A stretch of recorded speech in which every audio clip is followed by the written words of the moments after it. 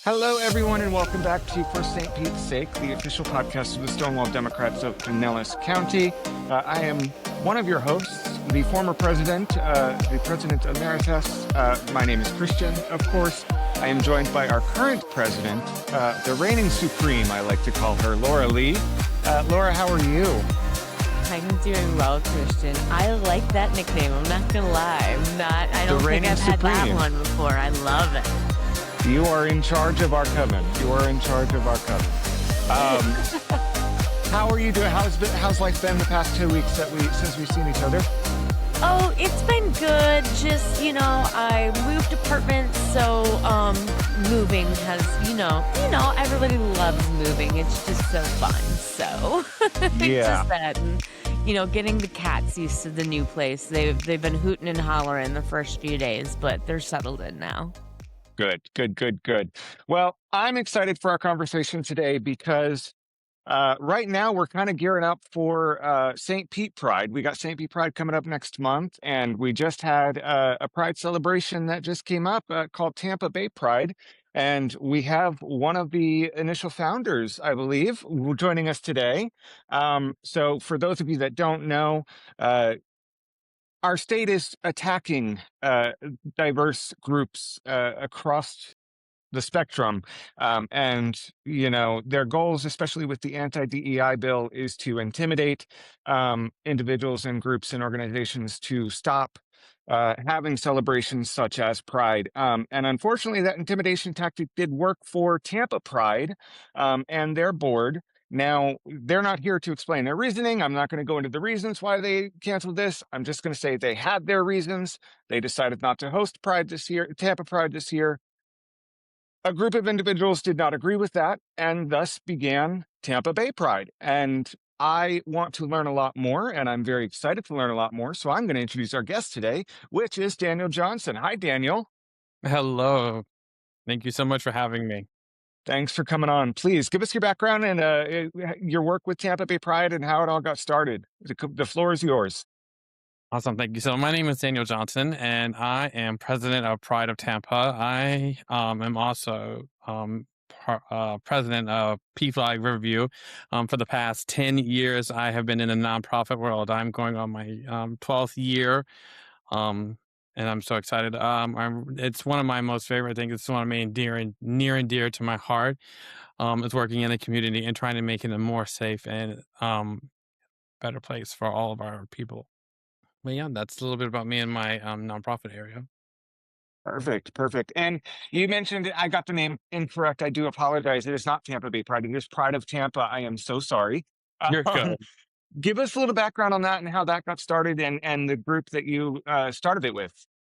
So, right after literally the day that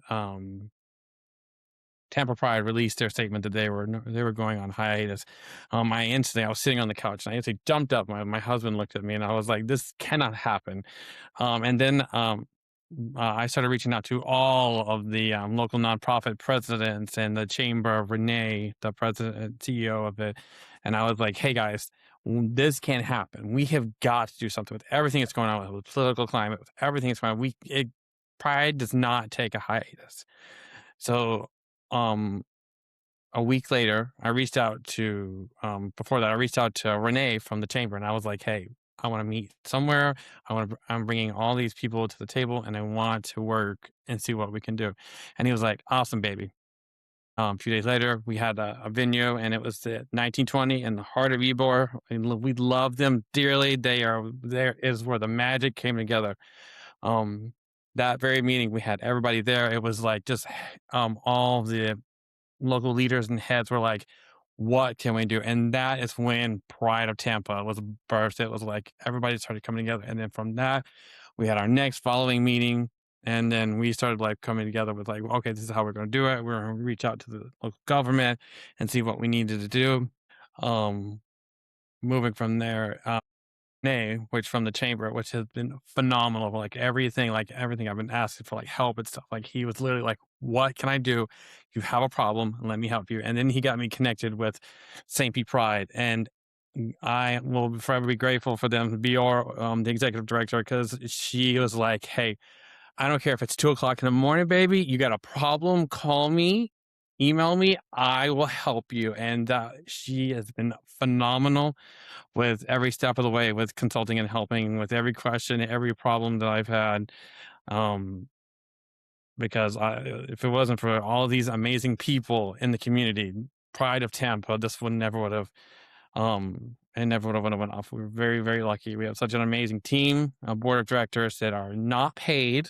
We do not collect time, and never will. And we do everything. All the work that we do is all from our heart and everything because we love, I love what we do.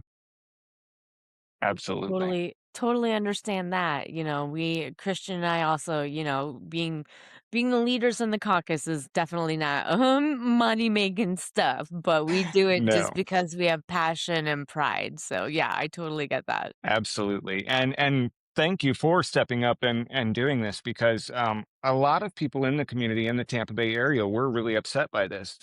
Tampa Pride, it was not a small celebration. It was a rather large celebration. It spanned it was over in Tampa, right in the heart of Ybor. So the parade would go right down 7th Avenue, and there was the block party around the corner, and it was always a really fun time, and a lot of people went to enjoy that. And that's something that the Tampa Bay area, especially with St. Pete Pride, we need those celebrations, and we have a large community here, and having the representation of that is very important. So I want to thank you for stepping up and doing this. Thank you. Like I said, we have an amazing team. Yeah, and that's what it's all about, having a whole it takes a village for these things, Mhm. that's Yeah. for sure. So, I know that you mentioned that you were, working with with folks in Tampa government, getting requirements of X, Y, and Z of how, what needs to be done to put on a pride. Unfortunately, we weren't allowed to have you weren't able to get, a parade together because of the short notice this year. Parade coming back next year, hopefully? I mean, that's our hope. That's what we're striving for. That's what we're raising for. We're super excited. We have a meeting with the local government coming up soon and see what we need because this is going to be like, this is all new territory for us. We've never done this before. So we're super excited, super stoked. We can't wait. Yeah. Now, I guess my question is, have you guys explored yet or figured out yet how that new no DEI in local government, how that's going to impact? From what I understand, that means no government funds can be diverted to like a pride event, but they can still permit you to do X, Y, and Z, correct? Absolutely. We are still allowed to permit. We can still, um, right now have pride. So yes, exactly. Correct. Yeah, absolutely. As of right now, at least. As of right now, we never know what they're going Right. to do in the future. Next year they might come back even harder. Um, but so your work with St. Pete Pride. Now, St. Pete Pride is one of, if not the largest, Pride celebrations in Florida. And we get hundreds of thousands of visitors every year to St. Pete Pride. And how has your work with them? How much did you base Pride of Tampa off of them and your work with them? How did that coincide together? Um, Savvy Pride, a lot of what Savvy Pride did was a lot of like consulting. It was a lot of like, okay, hey, because like I had never put on a Pride before. Like I said, I had worked with people. Like the biggest thing that we've ever done was like putting on a huge bingo. We had Mhm. 300 people. Yeah. A lot of my like they were doing a lot of like answering questions, like, hey, what do I need to do? And they like you have to go through these permit systems. You need to go have this done. You need X, Y, and Z, make sure all your ducks are in a row. So it was a lot of just sitting down, a lot of video calls of like, hey, where are you at? What do you need? How can we help? In the sense of like with dealing with paperwork, because a lot of people they did like at least I didn't understand is the amount of paperwork and the amount of like stuff that comes along with these things is mind blowing. Um, Mhm. I know, like me and my husband sat in front of a computer for hours and for like just getting all the permits and all the little niche details of things that you had to have. So the thing to for the pride be for excuse me for pride to um be successful. and everything you needed. And that's I got a whole I could go on a whole rant about the bureaucracy that they put up between to prevent us from our First Amendment right of freedom to assemble is honestly what it is. Hmm. And the way they just make it hard, and it's not just a Florida or Tampa thing. Like this says every city, like they just make it really hard for folks to gather and put on events in the public square anymore. It's kinda sad, so but yeah, I'm glad that you had partners to help you through that process because it is daunting. It's very, very daunting. Yes, it definitely is. I will say it's the things that we had to go through for the most part were it was just like any other ordinary like event at this size scale. It's just when you've never done it before, and Hmm. Right. you're just like, what do I do? Yeah, Yeah, for sure. absolutely. And were the city council members and the Hillsborough County commissioners, were they helpful to that? How much did you work with them? What was their Uh, feedback? they were absolutely amazing. A lot. They were like, if there's anything that we can do to help you with it, because they were as well knew that we were all new and fresh off start. Because we were we for the longest we did not have our 501(c)(3). P Flag Riverview was our physical sponsor, and they were like, okay, let me like, what can we do to help with things to push this along so that until you get um your 501(c)(3). We were extremely lucky. We have an amazing legal team, Miss Maria Bates Law, who pushed all of it through, helped us get it and get it. Luckily, before Pride came along, for Pride, I think it was in February we got it, so it was very helpful. And then we could push so much more through. Um, because when you're using like when you're having two nonprofits, one as a fiscal sponsor and the other one, it's really difficult to get things done as well. Absolutely. And so go into detail about some of the events that you had this year and what it's going to look like next year, as far as Tampa Bay Pride. Last year we had Taste of Pride, and that was phenomenal. We were at, of course, 1920.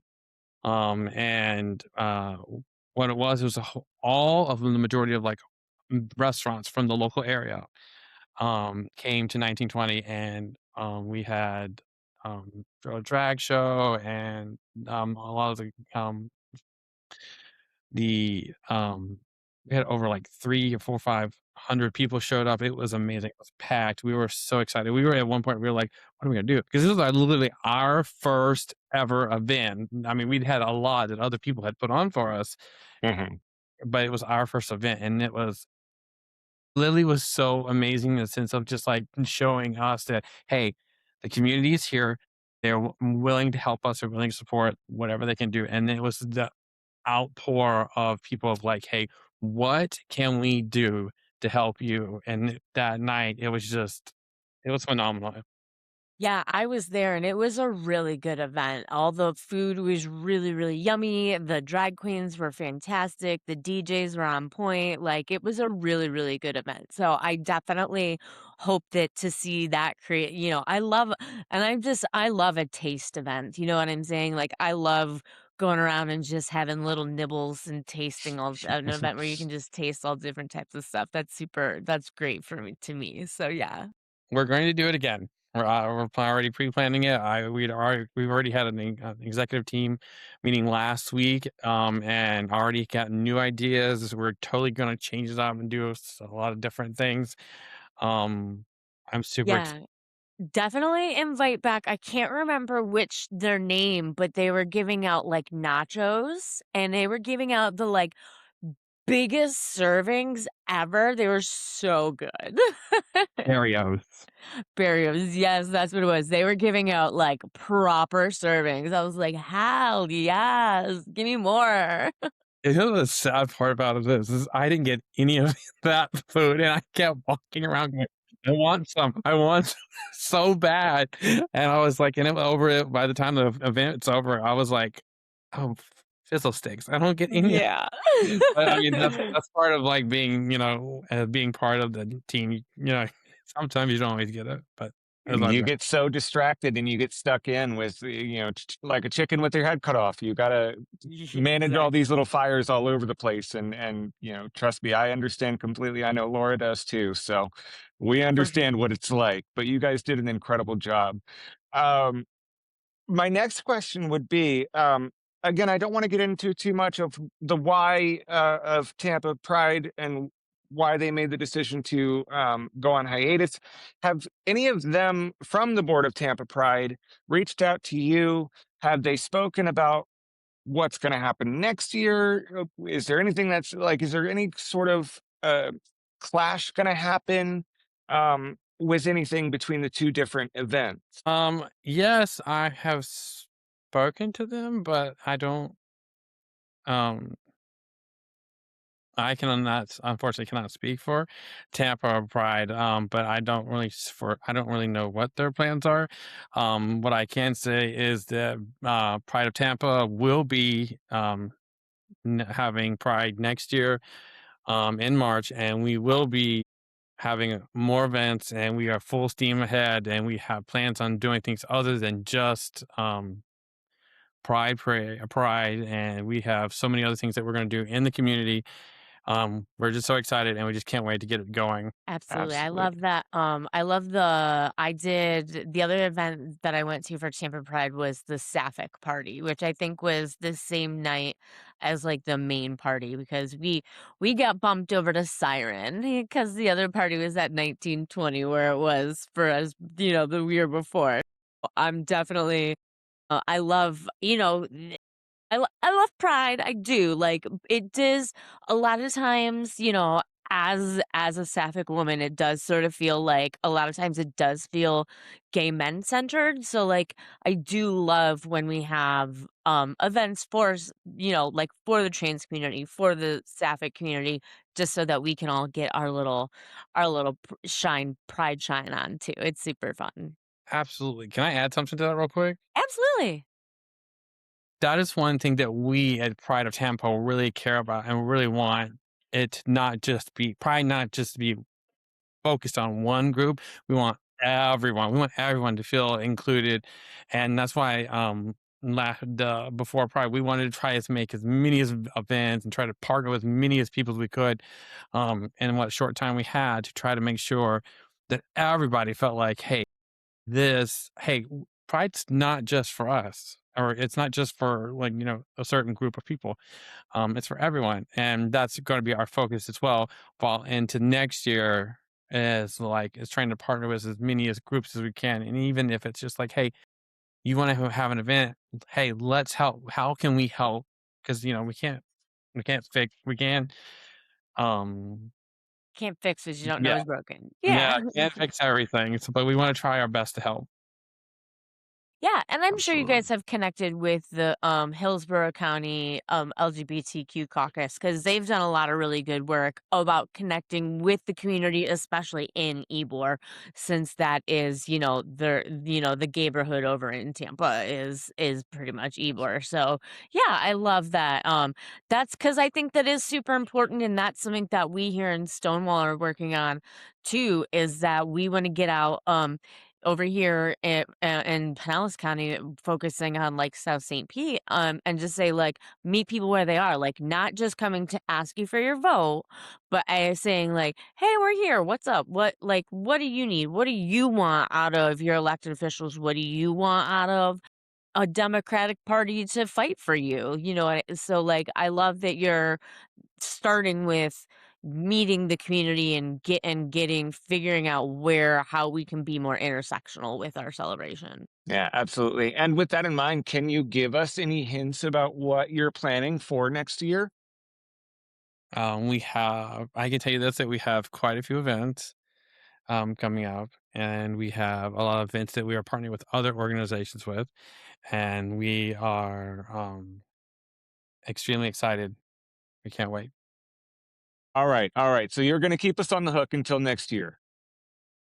All right. I can Absolutely. appreciate that. I can appreciate that.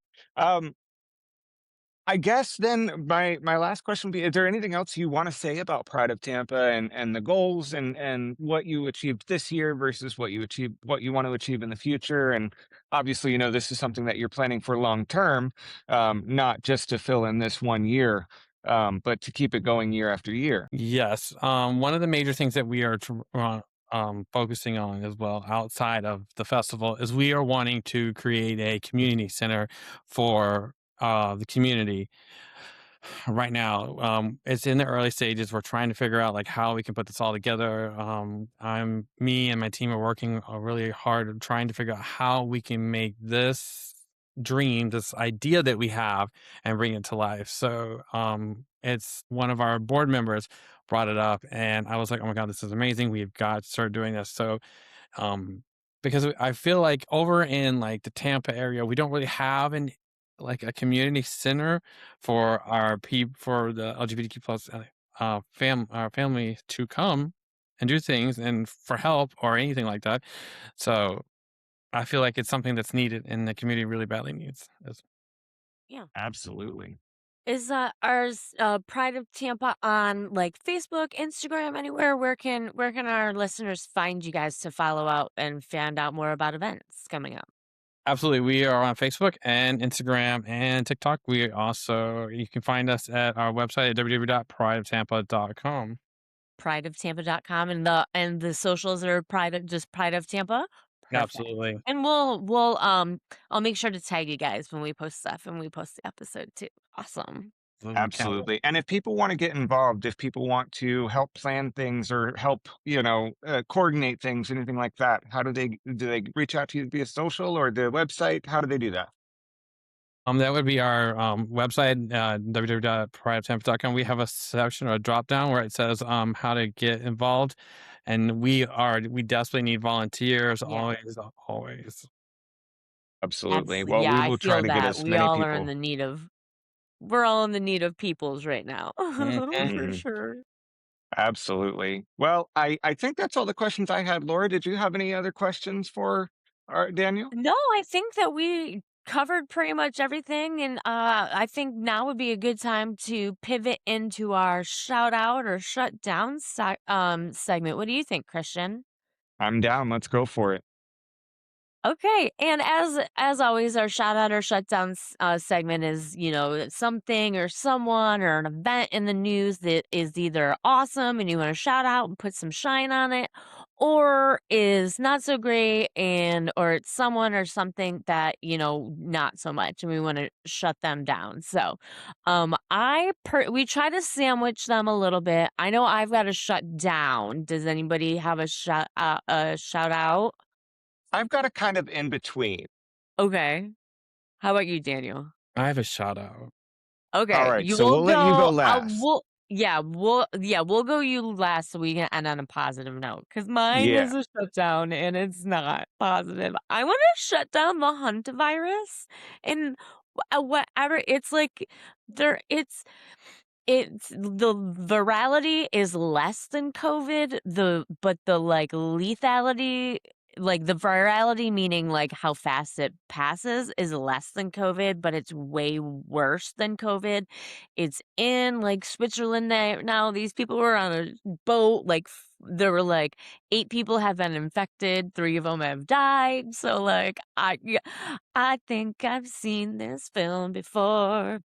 And I didn't like the ending, like, Oh my oh, God. nope, nope, can't do it. So I'm shutting that down. I can't, like, 2026 was supposed to close the portal that we opened in 2020, like, we can't bring it back.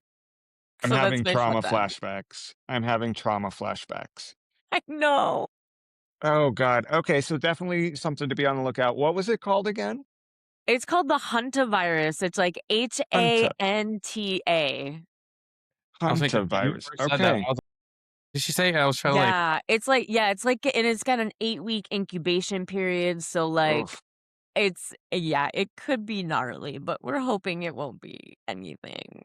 Lord, I All work at right. a school. Yeah. Oh.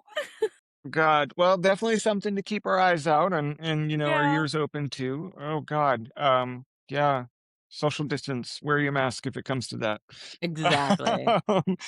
So I kind of have an in between because I went to the Hernando County Fair last week, and growing up, the fair in Hernando County was something that everybody went to. It was huge, massive midway, hundreds of animals, hundreds of vendors. It was absolutely massive. Now, this is a fair, so in a conservative area, so do with that information what you will.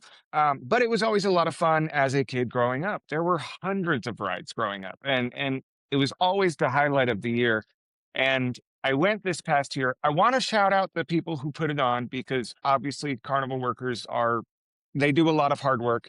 As someone who has carnival workers in their family and who has worked on a carnival, it's not easy to put a carnival together, and the rides are not that easy to put together either. So I do want to shout those people out, but I also kind of want to shut down the fact that it was like a third of the size this year.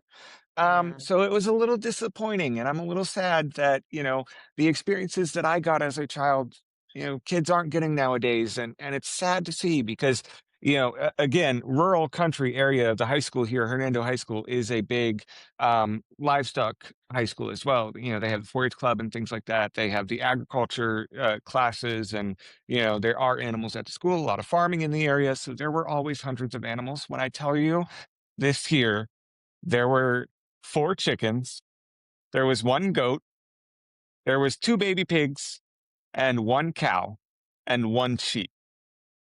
Not the That was the 6 extent of the chickens. animals that I got to see. So I'm a little sad by that, and I'm a little disappointed as to how small it was. But I do still want to shout out the people that put it together because, again, putting that sort of event together, putting any sort of event like that together, as we've heard today, is not always easy. And it's kind of that thing, my partner and I were talking about it, where it's kind of based on last year's